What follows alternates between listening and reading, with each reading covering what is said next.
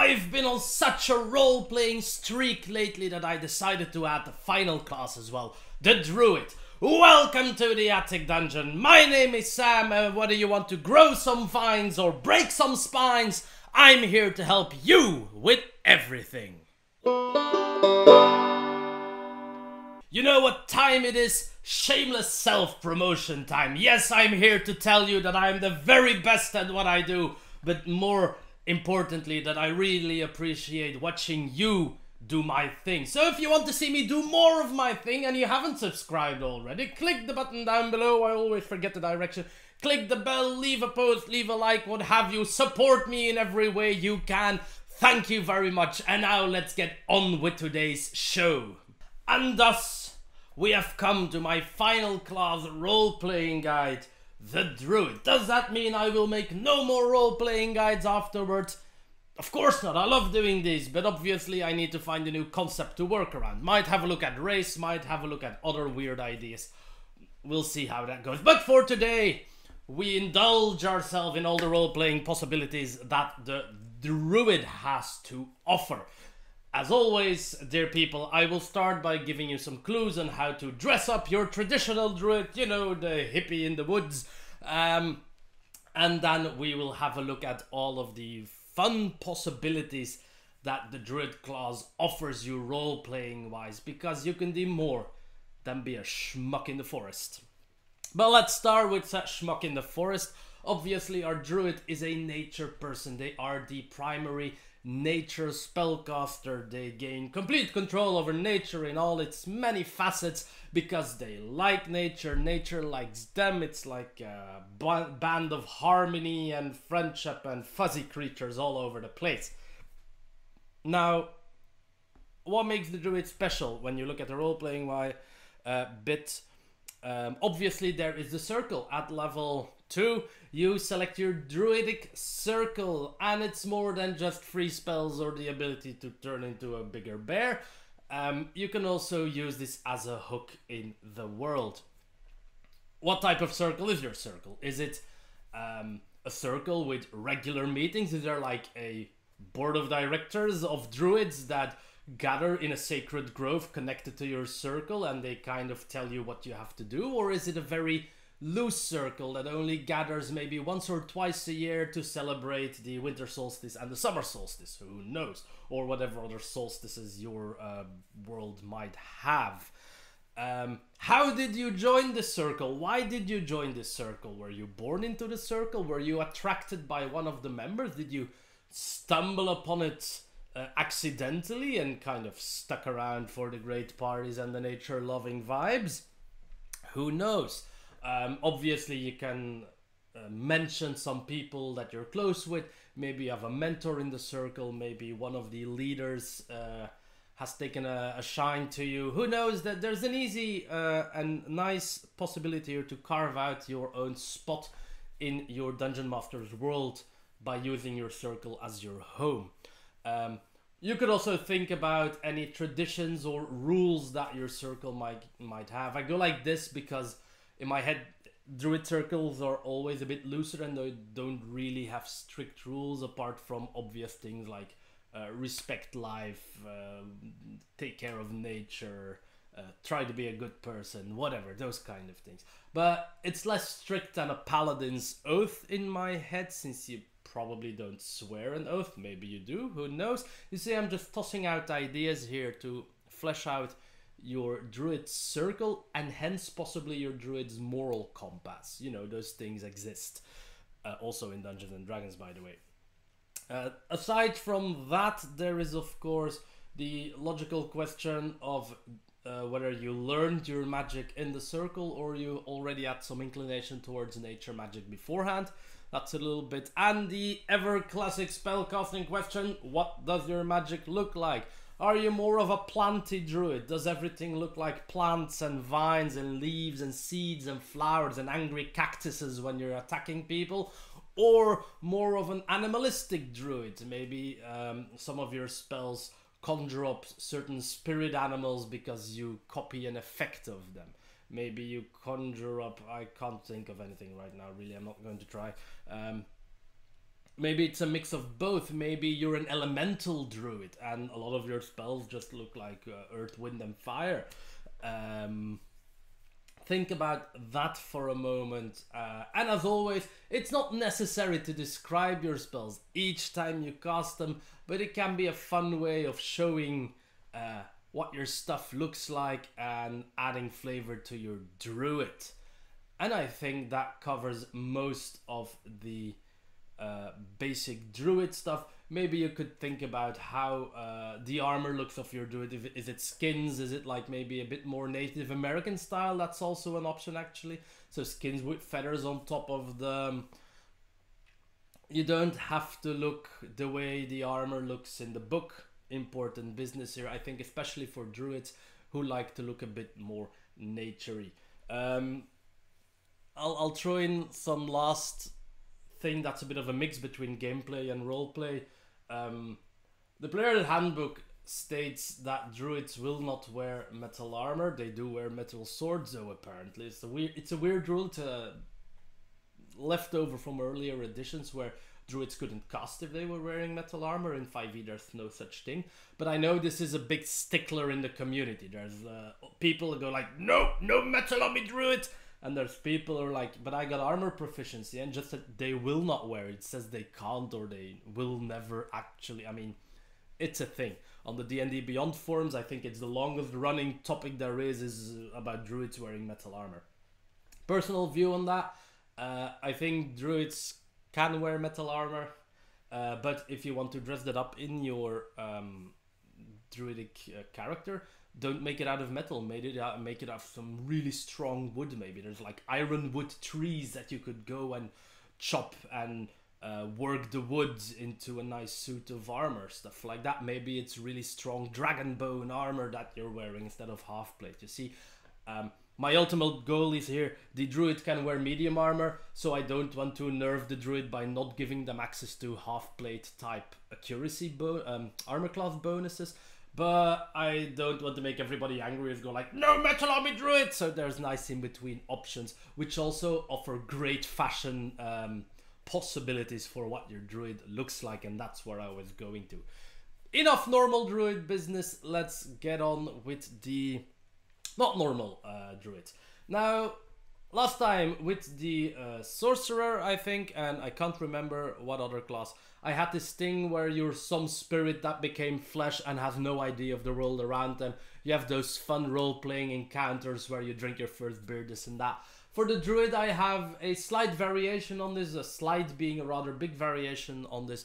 You're not some naive, clueless being, but you're some ancient spirit of the sacred grove where you live in that has become flesh to protect the lands because something is afoot. A foul cult is kidnapping people from the nearby village. Orcs are burning the woods. Goblins have infested the caves and chased away all the cute bunnies. You get the idea. And nature wants to react, so they create you. You are not new. You are an ancient part of consciousness of the forest given flesh, which means that you have extensive knowledge of nature, your immediate surroundings, possibly even of how people live, like the nearby village or nearby city could be close enough that you have a decent idea of how people interact. But stuff that you might have issues with because you've been alive for so very long, alive being in spirit form, you have issues with notions of time. A human life is this to you because you've lived for thousands of years. Mortality in general is a strange concept to experience for yourself. Pain is a new thing. How do you react to this? Do you want to never let it happen again and become overbearing, or do you think this is a wonderful tool? This is how I protect my growth, with pain. So there's cool options here that allow you to play this larger scope of character. Obviously, check with your dungeon master what the things are that you might know and that you might absolutely not know. You will probably not have a decent grasp of something like political structure. You might see that a nearby medium-sized village has a leader, a mayor, a sheriff, what have you, but you'll have no notions of kings, ministers, political influence, the Game of Thrones, you know, all those things are foreign to you. You know that money exists, you know that people trade things, but you have no real idea of value. So you got a very... But when somebody asks you about the type of tree, holy but jeebus, you can talk for hours. So you have a very specific type of knowledge and a general knowledge of the world around you. But you're old, you are here with a specific goal. You will also be very, very, very, very determined. And we'll see where that gets you. So yeah, that's my... ancient land spirit druid. Next up, druids are usually very not caring about the materialistic side of life. So I wanted to create a druid that cares about money, money, money. Now, why would a druid care about money? Because I still want them to be a druid. I don't want them to be daddy big bucks with tree magic. There's two options, but I took one, and that's the one I'm going to present you. Maybe your druid and the people of their circle, a very small circle, live in a nice piece of meadowlands, in the mountains, in the woods, wherever you want to live. Don't forget, druids don't always have to live in the forest. But you live in your sacred land, but it's owned by somebody else. Like, according to the laws of the land, it is not your property. You just live there, and up to now they've let you.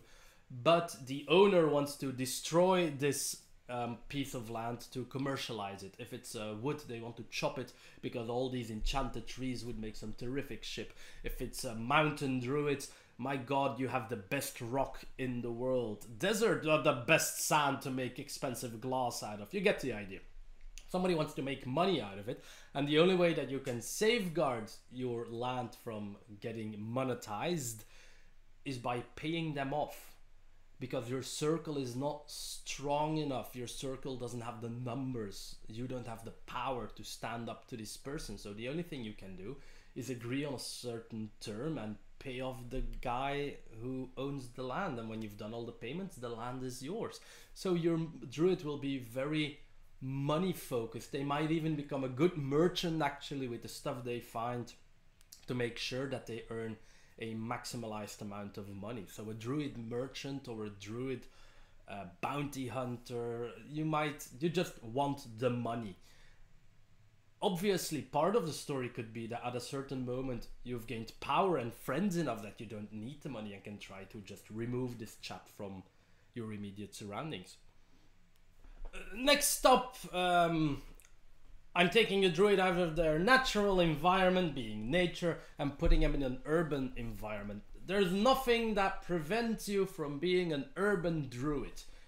Maybe you live in a huge metropolitan area and you're part of an order that takes care of what little nature is left in the town or in the city, but you've also learned to bend the stone of the houses and the roads to your will. You have learned to make contact with whatever spirits are left there after they built the cities. You're not just here to control some vines from the city park. You can also make the streets rise up. You can draw in pigeons as angry birds and send them to your opponents. You get the idea. Take away the most important aspect of a druid, being nature, and replace it with man-made nature, and I think you can get a very unique druid when it comes to looks. Story-wise, obviously you're here to preserve what is left. You are here to make sure that all the spirits of this place have a place to stay in the city. You're here to preserve balance, as any druid does, but you have learned to adapt. You are part of a circle that has no name, but that is here to make sure that human and nature get along in a spot where the relationship is very tedious. Maybe if the humans continue to remove the nature that is left in and around the city, the spirits would rise up in anger, and you're here to prevent that. Maybe the city doesn't realize how important your order is, but hey, you're here on a daily basis to remind them. So that's me, Urban Druid, which I actually would want to play if I was a druid. Good stuff, good on me. And the last thing that I have, druids are always about harmony. You know, you commune with nature, you ask nature kindly to help you. What if you just took control? What if you're more of I don't know, wizardy, warlocky type of druid? you know how it works, you know how nature works, and you have managed to influence it in such a way that you can just command it. You don't conjure woodland animals, you summon them. You make them come to you. You don't just kindly ask those vines to come up and strangle somebody, you tell them to. Obviously, in general mechanics, this will change nothing. None of my concepts do inherently, but this allows you to play the druid that is a lot more strict, a lot less nice to the people around them and to the environment around them. The only reason they would care that a forest gets removed is that because it's a power source for them, not because there's life and spirits and what have you. Maybe the spirits even fear your druid and their circle. I'm just, as usual, spouting ideas here, but nobody said your druid has to be a nice forest hippie. They can also be an angry military type of commander who just commands nature instead of people. Yeah, there we are. And that's it, ladies and gentlemen. That's all the ideas I have for druids. I think it's a nice bunch of ideas. I think I have convinced myself that I might actually want to play a druid at some point. Very difficult for me. I'm not a druid person. But I hope you get some inspiration out of it. And I certainly hope that you will leave a comment down below. Tell me about your druid. How have you played them? What is their backstory? Tell me. I'm so very excited about it. And then if all goes well, dear people, I'll see you again in 2 weeks in the Attic Dungeon.